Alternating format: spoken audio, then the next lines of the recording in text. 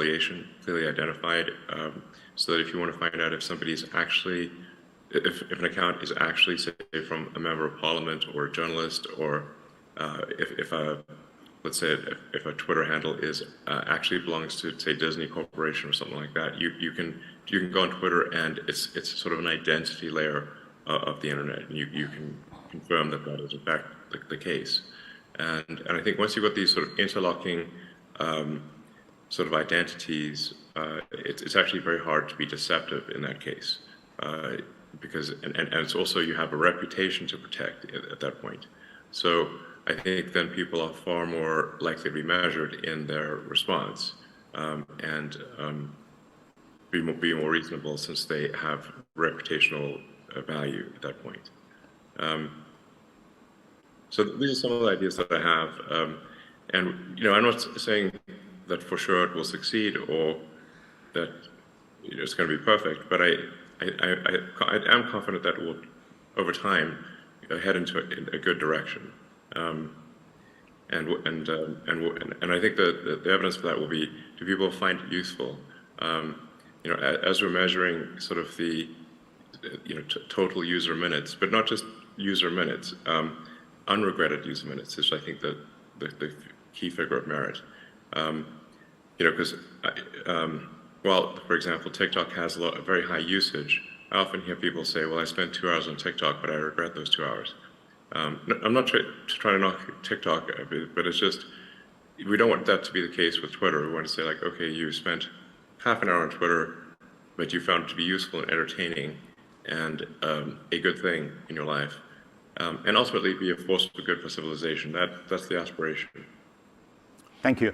Elon, we have over 150 government within the World Government Summit, global leaders. They have 8 billion customers, their citizen. How government can use Twitter better to serve its citizen? Yeah, well, I think generally I would recommend really communicating a lot on Twitter, and I think it's good for people to speak in their voice, as opposed to how they think they should speak. Sometimes, like, people think, well, I should speak in this way that is expected of me, but it ends up sounding, I think, at times somewhat stiff, and not real. Like, if you read a press release from a corporation, it just sounds like propaganda.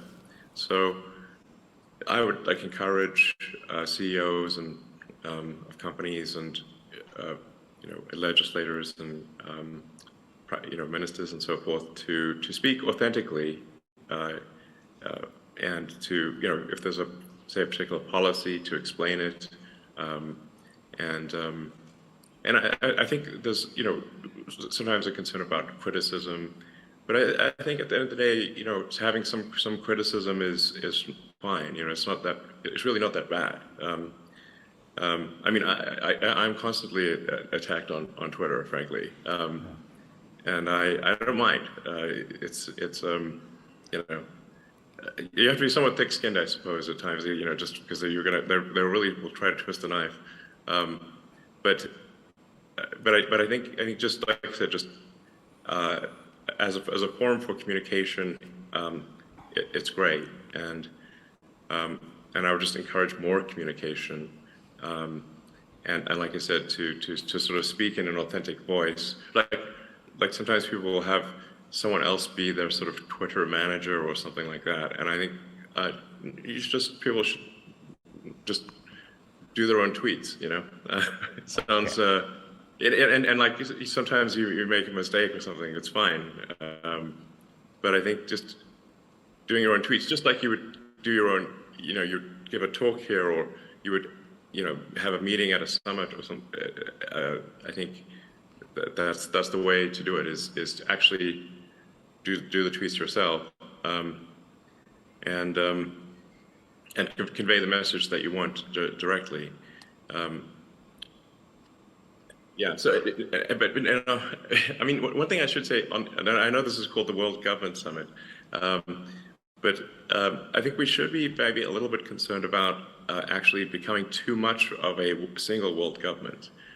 If I may say that we want to avoid creating a civilizational risk by having, frankly, this may sound a little odd, too much cooperation between governments. You know, if you look at, say, at history and the rise and fall of civilizations, that really all throughout history, civilizations have risen and fallen, but it hasn't meant the doom of humanity as a whole, because there've been all these separate civilizations that were separated by great distances, and so, you know, say like while Rome was falling, Islam was rising, and so you had like a, you know, the sort of caliphate doing incredibly well while Rome was doing terribly, and that actually ended up being a source of preservation of knowledge and many scientific advancements, and so. So I think we want to be a little bit cautious about being too much of a single civilization, because if we are too much of a single civilization, then if the whole thing may collapse. I'm obviously not suggesting war or anything like that, but I think we want to be a little bit wary of actually cooperating too much. It sounds a little odd, but we want to have some amount of civilizational diversity, such that if something does go wrong with some part of civilization, that the whole thing doesn't collapse, and you know, humanity keeps moving forward. Thank you.